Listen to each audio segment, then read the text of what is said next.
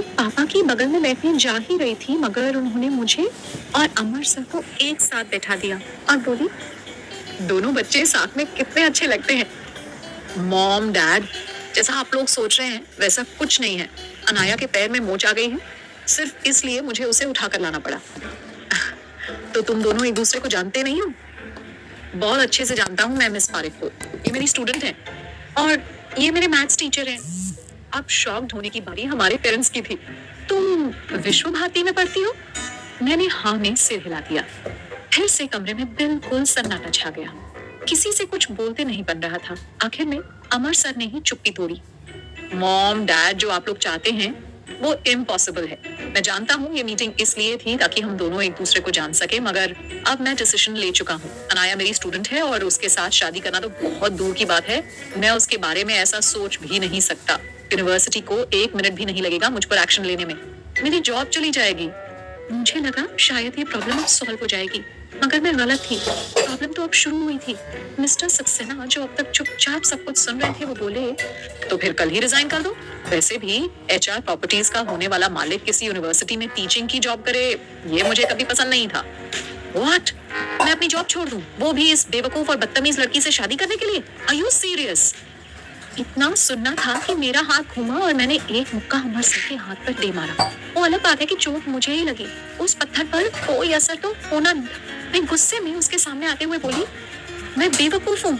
Well mister अमर, sorry mister राज सक्सेना, हाँ, ना तो ये आपकी क्लास है और ना ही मैं अभी आपकी स्टूडेंट हूँ, तो अभी आपके लेक्चर मैं नहीं सुनने वाली।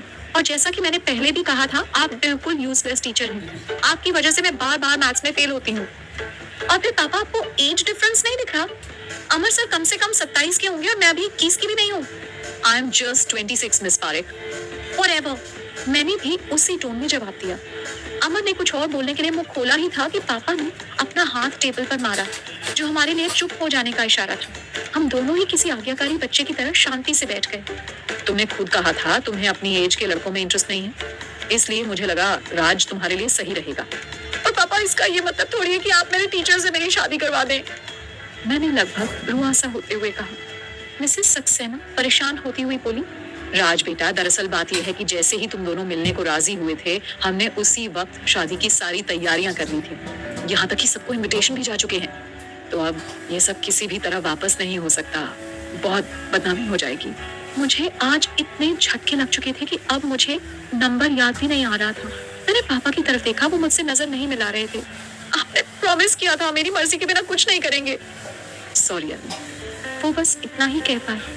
अमर ने फ्रस्ट्रेशन में खड़े होते हुए कहा, ये बेवकूफी से ज्यादा और कुछ नहीं है। सारी खिचड़ी जब आप सबने पका ही रखी है तो हमें यहाँ क्या करने को बुलाया था? टेस्ट भी खुद ही कर लेना था। मैं अब और नहीं रुक सकता यहाँ। अनु बेटा, हमारा इरादा तुम दोनों को धोखा देना नहीं था, बस हमें लगा कि शायद यही तुम दोनों के लिए सही होगा। मैंने उनका हाथ झटकते हुए कहा, हमारे लिए या आप लोगों के बिजनेस के लिए? मेरी आंखों में आंसू आ गए थे। ठीक है, वो पापा है मेरे, बहुत प्यार करते हैं मुझसे, लेकिन इस समय मेरा उनसे नाराज होना बिल्कुल जायज था। उन्होंने न केवल अपना प्रॉमिस तोड़ा बल्कि झूठ भी बोला। सारे डिसीजन वो पहले ही ले चुके थे और अब मुझे बस निर्णय सुनाया जा रहा था, वो भी इस तरह। मैं भी वहां से बाहर आ गई। इससे पहले कि मैं रेस्टोरेंट से बाहर निकलती, मुझे अमर सर वहां लॉन में दिखे, जो चुपचाप एक टक आसमान की तरफ देखे जा रहे थे। मैं चुपचाप जाकर उनकी बगल में खड़ी हो गई। उन्होंने मेरी तरफ देखा और पूछा, यहाँ क्यों आई हो आप? मैंने अपने आंसू पोंछते हुए कहा, आई एम सॉरी, अंदर मैंने आपसे जो कुछ भी कहा उसके लिए। आप सचमुच बहुत अच्छे टीचर हैं, कमी मुझ में है, आप में नहीं। मुझे भी माफ कर दो, मैं भी वो सब नहीं कहना चाहता था। बस मुझे ये सुनकर गुस्सा आ गया कि हमारी शादी कराने के लिए मेरे पेरेंट्स मेरी जॉब तक छुड़वाने को तैयार हैं। क्या ये लोग सच में हमारी शादी को लेकर इतने सीरियस हैं? मेरे पेरेंट्स हमेशा सीरियस ही रहते हैं। जो भी वो एक बार ठान लेते हैं उसे पूरा करके ही रहते हैं, बाय हुक और by crook. So miss Parekh, मैं ये मान चुका हूँ कि हमारी शादी अब होकर ही रहेगी। आप भी मान लें तो बेहतर होगा। मेरी समझ में नहीं आ रहा, आखिर उन्हें शादी से ऐसा क्या मिल जाएगा? मार्केट में इतनी सारी कंपनीज मौजूद हैं जो एक दूसरे से पार्टनरशिप कर अपने बिजनेस को आगे बढ़ा रही हैं, मगर वो तो अपने बच्चों की शादी नहीं करवा रहे। इन्हें पार्टनरशिप ही करनी है ना, तो कर ले। हमारी शादी करने या ना करने से क्या फर्क पड़ता है? शायद उन्हें लगता है कि मुझे सबको कंट्रोल करने की आदत है और तुम इकलौती ऐसी लड़की हो जिससे कंट्रोल करना मेरे बस की बात नहीं। मैं जितनी परफेक्शन से हर काम को करता हूँ, तुम उतनी ही लापरवाह और गैर जिम्मेदार हो। तो इस तरह सिचुएशन बैलेंस हो जाएगी। So we are perfect for each other. क्या मतलब? Simple, opposite attracts. इतनी परफेक्शन के साथ अभी अभी जो आपने मेरी इंसल्ट की है उसके लिए बहुत बहुत शुक्रिया। मजाक कर रहा था ताकि तुम रोना बंद करो। आपने टीचिंग करियर क्यों चुना जबकि आप ऑलरेडी एक $1 बिलियन कंपनी के मालिक हैं? Don't take this in a wrong way. Of course teaching एक अच्छा और रिस्पेक्टफुल प्रोफेशन है, लेकिन जब आपके पास ऑलरेडी इतना सब कुछ है तो फिर इतनी मेहनत क्यों? मैंने देखा मेरे इस सवाल पर उनका चेहरा कुछ मुरझा सा गया था। मुझे थोड़ा अफसोस हुआ, शायद मैंने गलत सवाल कर दिया था। थोड़ी देर बाद वो धीरे से बोले, मेरी छोटी बहन को इस बिजनेस से नफरत है। उनका मूड खराब होते देख मैंने बात को बदलते हुए कहा, अब इस जबरदस्ती की शादी का क्या करना है? अगले पल जो हुआ वो बिल्कुल अनएक्सपेक्टेड था।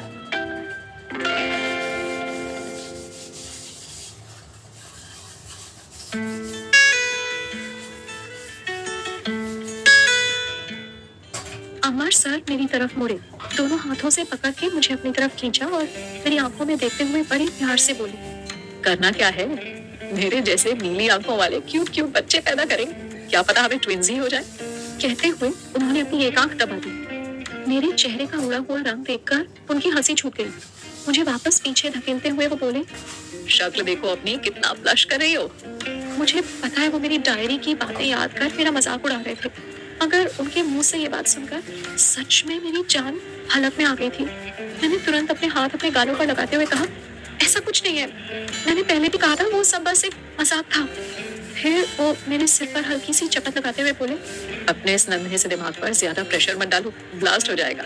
अब अंदर चलो, यहाँ ठंड बढ़ रही है और हमारे वहां से इस तरह चले आने के बाद रूम का टेम्परेचर बढ़ रहा होगा। अमर सर ने मेरा हाथ पकड़ा और मुझे लेकर वापस डाइनिंग एरिया में आ गए। जैसे ही हमने रूम में एंट्री मारी, सबकी नजर हमारे हाथों पर ही गई। तो क्या डिसाइड हुआ? अमर सर ने तुरंत मेरा हाथ छोड़ दिया। जैसा आप लोग चाहते हैं वैसा कुछ नहीं हो सकता और ये हमारा फाइनल डिसीजन है। तो तुम भी सुन लो राज, तुम अनाया से शादी कर रहे हो एंड दैट्स फाइनल। इनफैक्ट आज और अभी यहाँ तुम्हारी एंगेजमेंट हो रही है।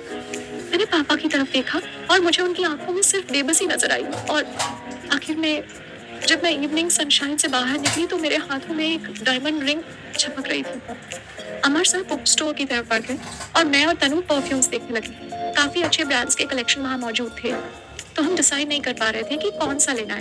तभी अचानक तनु मेरे पास आई और मेरा हाथ पकड़ते हुए बोली, मुझे तुमसे कुछ बात करनी है अनाया। मैंने सवालिया नजरों से उसकी तरफ देखा। वो बहुत सीरियस नजर आ रही थी। अनाया, मैं जानती हूँ कभी कभी राज सबके साथ बहुत रूडली बिहेव करता है, लेकिन इसके बावजूद भी मैं इस दुनिया में अपने भाई से सबसे ज्यादा प्यार करती हूँ। मैं जानती हूँ अभी तुम्हारे मन में उसके लिए कोई फीलिंग्स नहीं है, मगर मुझे पूरा यकीन है बहुत जल्द तुम्हें भी उससे प्यार हो जाएगा। वो है ही इतना स्वीट। जानती हूँ मैं पेरिस क्यों गई थी? मॉडलिंग के लिए। अभी कुछ देर पहले ही तुमने बताया। नहीं, मैं पेरिस इसलिए गई थी ताकि यहाँ जो कुछ भी मेरे साथ हुआ था उसे भूल सकूं। मैं किसी से बहुत प्यार करती थी अनाया, और उसने भी मुझे यकीन दिलाया कि वो भी मुझे उतना ही प्यार करता है। यहाँ तक कि हमारे पेरेंट्स भी इस रिश्ते के लिए तैयार थे, मगर बाद में मुझे पता चला कि वो मुझे धोखा दे रहा था। मैं बहुत बुरी तरह टूट गई थी अनाया, इसलिए मैंने अपना ध्यान मॉडलिंग पर लगाया और पेरिस चली गई।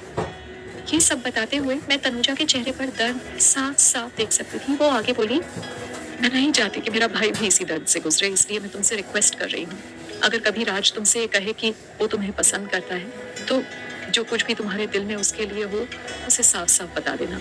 उसे कभी अंधेरे में मत रखना। वो अपने रिलेशनशिप में पूरी तरह ईमानदार है। मैं जानती हूँ उसे, अगर वो ये शादी करेगा तो उसे दिल से निभाएगा। मुझसे वादा करो अनाया, तुम कभी उससे झूठ नहीं बोलोगी।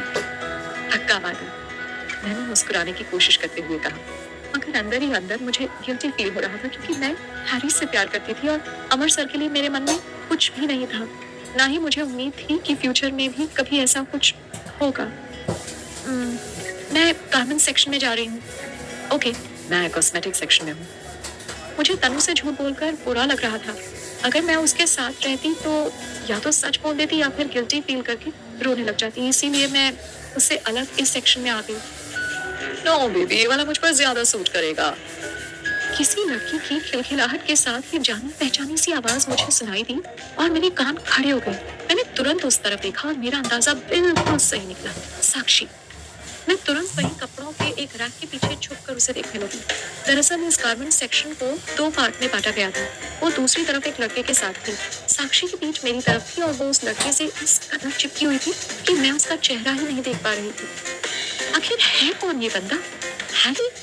जब मुझे कुछ दिखाई नहीं दिया तो मैं एक और शेल्फ के करीब चली गई। वो मुझे देख न ले इसलिए मैंने वहीं पड़ा एक कपड़ा उठाकर अपने चेहरे के आगे किया और उसी आड़ से उन दोनों को देखने लगी। मेरी कोशिश रंग लाई और फाइनली मुझे उस आदमी का चेहरा दिख गया। मैं शॉक्ड रह गई ये देखकर कि साक्षी और किसी के साथ नहीं बल्कि हमारे chemistry teacher mister Swapnil Ghosh के साथ इस शॉपिंग मॉल में इश्क फरमा रही थी। वो केमिस्ट्री टीचर जिनकी मैं फैन हुआ करती थी, उनके साथ। गॉड!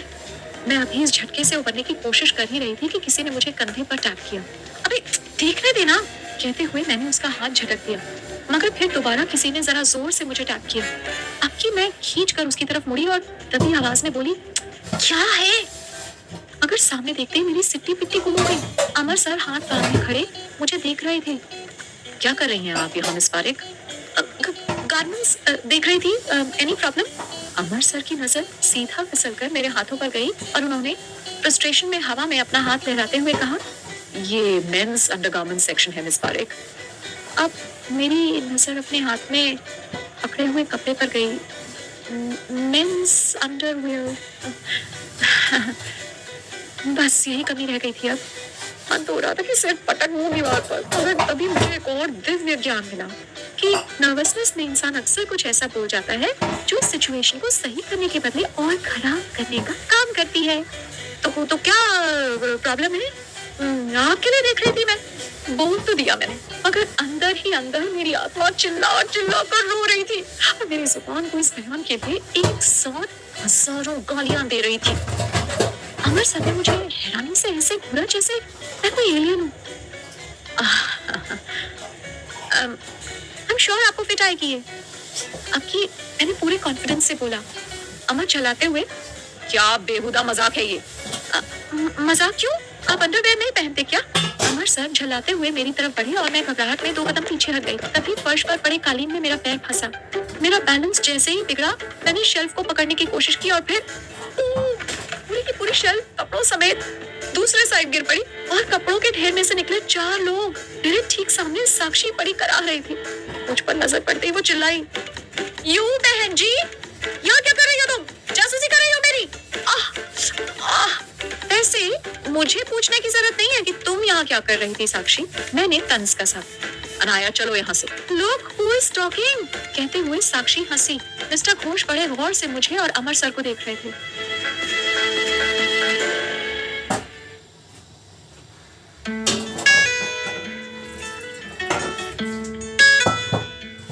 सर ने मुझे उठने में मदद करते हुए उनको हेलो बोला और उन्होंने बड़ी बेशर्मी से वापस साक्षी की कमर में हाथ डाल दिया। मैंने साक्षी को चुप देखकर कहा, तो अब तुम हमारे केमिस्ट्री टीचर को डेट कर रही हो? मन भर गया तुम्हारा हैरी से? अमर सर की पकड़ मेरे हाथ पर मजबूत हो गई थी, मानो वो मुझे चुप होने का इशारा कर रहे हो, मगर मेरा खून खौल रहा था। मैं जो भी हूँ सबके सामने हूँ, कम से कम अच्छी लड़की होने का ढोंग करके अपने मैथ टीचर को डेट तो नहीं कर रही ना? साक्षी ने मुझ पर तंज कसा। बस बहुत हो गया, जो होना था हो चुका। हम सब की बेहतरी इसी में है कि जो भी हुआ उस पर सब लोग अपना मुंह बंद रखें। मुझे कोई प्रॉब्लम नहीं है, अगर शायद किसी और को है। मिस्टर घोष, आपकी तो शादी हो चुकी है ना सर, हमारी म्यूजिक टीचर मिस रीना से? मैंने एक तरह से उन्हें धमकाते हुए कहा। अमर सर ने मुझे घूर कर देखा, मगर मैंने उनको पूरी तरह इग्नोर किया। इससे आपका कोई वास्ता नहीं है मिस। बस बहुत हो गया, हम दोनों यहाँ से जा रहे हैं। ना तो हमने आपको देखा है और ना ही आपने हमें। Have a good day mister Ghosh. कहते हुए सर ने मेरा हाथ पकड़ा और जबरदस्ती मुझे खींचते हुए वहां से बाहर लेकर जाने लगे। मैंने अपना हाथ छुड़ाने की कोशिश की, मगर हमेशा की तरह बेकार। जाते जाते मैं साक्षी पर चिल्लाई, शर्म आनी चाहिए तुम्हें। एक तरफ तो मेरे हैरी को धोखा दे रही हो और ऊपर से किसी की शादीशुदा जिंदगी में भी आग लगा रही हो। चुप हो जाओ अनाया प्लीज। वो मुझे खींचते हुए चिल्ड्रन सेक्शन में ले आए थे, जो वहां से काफी दूर था। तुम कुछ देर चुप नहीं रह सकती? हर वक्त झांसी की रानी बनना जरूरी है? मैं भरसक कोशिश कर रहा था कि सिचुएशन फ्रेंडली बनी रहे, मगर तुमने तो कोई कसर ही नहीं छोड़ी सब कुछ बिगाड़ने में। अगर वो दोनों साथ थे तो हम दोनों भी तो साथ थे। कभी सोचा है अगर ये बात बाहर चली गई तो क्या होगा? स्पेशली तुम्हारे फ्यूचर का क्या होगा? मैंने रुआसा होते हुए कहा, मेरे हैरी को धोखा दे रही है, मैं कैसे चुप रहती? तुम और तुम्हारा वो क्रश, आई डोंट केयर वो क्या कर रही है उसके साथ, मुझे तुम्हारी फिक्र है अनाया। तुम्हें अभी अंदाजा भी नहीं है मिस्टर घोष कितने खतरनाक इंसान है, और फिर तुम तो उनके मुंह पर उन्हें धमकी देकर आई हो। अब अपनी मैरिड लाइफ को सिक्योर करने के लिए न जाने वो आदमी तुम्हारे साथ कैसे बिहेव करेगा। आखिरी लाइन कहते कहते उनकी आवाज भारी हो गई। मैं हैरानी से उनको देख रही थी। मुझे यकीन नहीं हो रहा था कि हमारे केमिस्ट्री सर ऐसा भी कुछ कर सकते हैं। दूसरी हैरान करने वाली बात यह कि इस जल्लाद को मेरी फिक्र हो रही थी, मगर वो क्लास में कितने अच्छे से पेश आते हैं हम सबके साथ, इतने फनी तरीके से हर चैप्टर समझाते हैं, वो इतने बुरे भी नहीं है। अमर सर ने दोनों हाथों से मेरा चेहरा पकड़ते हुए समझाया, अनाया इतनी भोली क्यों हो तुम? जरूरी नहीं हर इंसान वैसा ही हो जैसा वो दुनिया के सामने खुद को दिखाता है, और मिस्टर घोष वैसे तो बिल्कुल नहीं है जैसा तुम उन्हें समझती हो। Be careful, okay? मैंने बस हाँ में सर हिला दिया। तभी अमर सर का फोन वाइब्रेट होने लगा। वो फोन लेकर साइड में चले गए। 2 मिनट के बाद वो वापस लौटे और बोले, तनु को अभी यहाँ से निकलना होगा, 1 घंटे के अंदर उसका एक फोटोशूट है, मुझे उसे ड्रॉप करना है। कहते हुए उन्होंने फिर से अपना हाथ मेरी तरफ बढ़ाया, मगर इससे पहले कि वापस वो मुझे पकड़कर यहाँ वहाँ घसीटना शुरू करती, मैं झट से पीछे हट गई। अमर हैरानी से, व्हाट? मुझे शॉपिंग करनी है, प्लीज। अब भी कुछ खरीदना बाकी है? मुझे डायनासोर चाहिए। सर ने मुझे खोल कर देखा और चिढ़ते हुए बोले, जो खरीदना है खरीद, और मेरे साथ ही मॉल में घुस गए। रात के 8:30 बज चुके थे, मतलब बंद होने वाला था। मेरे हाथ में इस वक्त 5 शॉपिंग बैग थे जो मुझसे संभाले नहीं संभल रहे थे। मैं बिल्डिंग के बाहर खड़ी अपने सो कॉल्ड मीरर का इंतजार कर रही थी, इस उम्मीद में कि शायद अभी वो मेरे पीछे से निकल कर आएंगे और इन भारी भरकम बैग्स को उठाने में मेरी कुछ मदद करेंगे। मगर मैं शायद कुछ देर के लिए भूल गई थी कि उस जल्लाद से ऐसी कोई भी उम्मीद करना बेमानी है। सो 10 मिनट इंतजार करने के बाद मैं अकेली ही पार्किंग की तरफ बढ़ गई। हो सकता है वो थककर कार में बैठे आराम फरमा रहे हो। मुझे हैरानी हो रही थी, उन्होंने मुझे अकेला कैसे छोड़ दिया? रास्ता बिल्कुल सुनसान लग रहा था, और फिर ये बिल्कुल नई जगह थी। आखिर में जिसका मुझे डर था वही हुआ। मैं वो जगह भूल चुकी थी जहाँ हमने गाड़ी पार्क की थी। अब मुझे पूरी तरह डर लगने लगा था। मुझे पापा की याद आने लगी। मेरे इस रास्ता भूलने की आदत की वजह से ही वो मुझे कभी जानी पहचानी जगह पर भी अकेला नहीं छोड़ते थे, और उस जल्लाद ने मुझे घर से मीलों दूर इस अनजान जगह पर अकेला छोड़ दिया था। मैं बहुत कोशिश करके आगे बढ़ने लगी, मगर अब तक डर इस कदर मुझ पर हावी होने लगा था कि मेरा दिमाग बिल्कुल काम नहीं कर रहा था। मिस अनाया पारेख, अपना नाम सुनकर मैं चौंक गई। मैंने पीछे मुड़कर देखा, गहरे अंधेरे में से निकलकर एक आदमी मेरे सामने चला आ रहा था। जैसे ही मुझे उसका चेहरा दिखा, मेरा दिल इतनी जोर से धड़कने लगा कि शायद 2 फीट दूर खड़े इंसान को भी उसकी आवाज सुनाई दे जाती। मिस्टर घोष, मैं घबराकर पीछे हटने लगी, मगर वो नहीं रुके। सच्चाई की जीती जागती मिसाल किसी के साथ बुरा होते नहीं देख सकती हैं आप, है ना? मैं पीछे हटते हटते किसी चीज से टकरा कर रुक गई। मैंने हड़बड़ाहट में मुड़कर देखा, मैं मिस्टर घोष की ही कार के बोनट से टकराई थी। अंदर बैठी साक्षी के चेहरे पर जहरीली सी मुस्कान थी। मुझे अपनी ओर देखता पाकर उसने अपनी एक आंख दबा दी और हंसने लगी। मैं झटके से सामने मुड़ी, लेकिन तब तक मिस्टर घोष बिल्कुल मेरे सिर पर आ खड़े हुए थे। आज अगर आपके साथ कुछ बुरा हो जाए तो?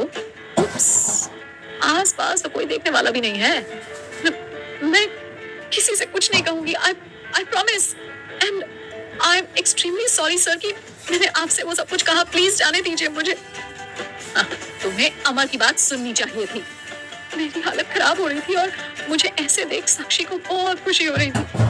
मैं मन ही मन भगवान से प्रार्थना कर रही थी, प्लीज प्लीज किसी को तो भेजो मेरी हेल्प के लिए। मिस्टर घोष ने मेरे चेहरे पर आ रहे बालों को पकड़कर कान के पीछे टक करते हुए प्यार से कहा, Try to be a nice girl, Miss Parekh.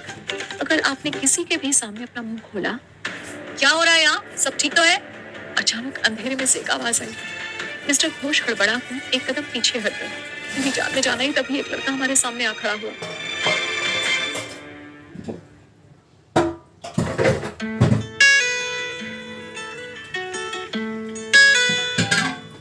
उसने ब्लैक कलर की हुडी पहन रखी थी और सिर को कवर किया हुआ था, जिससे उसे पहचानना जरा मुश्किल हो रहा था। शायद उसे एहसास हो गया था कि यहाँ कुछ सही नहीं हो रहा। क्या तुम इस आदमी को जानती हो? उसने सीधे मुझसे सवाल किया। मैंने घोष सर की तरफ देखा। उनके आंखों में मुझे मौत के सिवा और कुछ नजर ही नहीं आ रहा था। हाँ, वो बस मुझे समझा रहे थे कि मुझे इतनी देर तक घर से बाहर नहीं रहना चाहिए। मैंने जैसे तैसे अपनी बात पूरी की, मगर डर से अब तक मेरे हाथ पैर कांप रहे थे। तभी अचानक उस लड़के ने कुछ ऐसा किया जिससे मैं, मिस्टर घोष और साक्षी तीनों ही शॉक्ड हो गए। वो झट से घुटनों के बल जमीन पर बैठ गया और मेरा हाथ पकड़ते हुए बोला, तुम मुझे अकेला छोड़कर गई ही क्यों? 2 मिनट के लिए मैं किसी से बात क्या करने लगा, तुम तो अकेले ही निकल गई। और मेरी प्रिंसेस इतने सारे भारी बैग्स अकेले उठा रही है। ला, ये सब मुझे दे दो, तुम्हारे हाथों में दर्द हो रहा होगा। कहते हुए उसने सब बैग्स ले लिए। इतना नजारा देखने के बाद मिस्टर घोष गाड़ी में बैठ चुके थे। कार स्टार्ट कर उन्होंने एक बार फिर मेरी तरफ देखा। मैं उनके देखने से ही अंदर तक सिहर गई थी, मगर उनको अपनी तरफ देखता पाकर उस लड़के ने झट से मेरा हाथ उठाकर उन्हें दिखाते हुए चूम लिया। उनकी गाड़ी तेज रफ्तार से वहां से निकल गई। मैंने फौरन अपना हाथ छुड़ा लिया और तुरंत उससे भी 4 कदम की डिस्टेंस पर आ गई, जैसे अब कहानी का नया विलन वही हो। घबराने की जरूरत नहीं, वो गया, वो तुम्हें धमका रहा था। मैंने नामे सिर हिला दिया और वो ऐसे मुस्कुराया जैसे पहले से जानता हो मैं झूठ बोल रही हूँ। बहुत स्वीट हो तुम, by the way I am summer. कहते हुए उसने अपना हाथ आगे बढ़ाया। अनाया। कहते हुए जैसे ही मैंने अपना हाथ आगे बढ़ाया, उसने फिर से बड़े अदब से झुकते हुए मेरा हाथ चूम लिया। ठीक उसी समय पीछे से आवाज आई, तुम्हारी हिम्मत कैसे हुई इसे हाथ लगाने की, छोड़ो उसे। मैंने पीछे मुड़कर देखा, हमारे प्यारे प्यारे अमर सर खड़े थे। अब हीरो की एंट्री हो रही थी जब सब पिक्चर खत्म हो गई थी।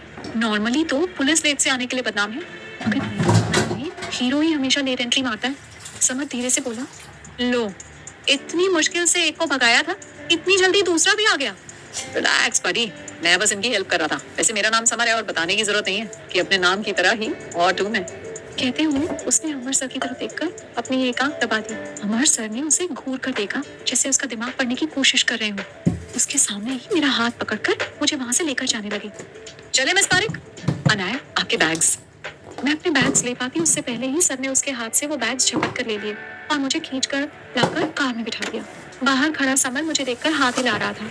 अभी हम कुछ ही दूर गए होंगे कि सर ने गाड़ी रोक दी और सीधे मेरी तरफ मुड़कर सवाल दाग दिया, कौन था वो लड़का? उसने तुम्हें किस क्यों किया और तुमने उसे ऐसा करने कैसे दिया? मैं हैरान रह गई। हे, समथिंग इज बर्निंग राइट? आपको जलन हो रही है?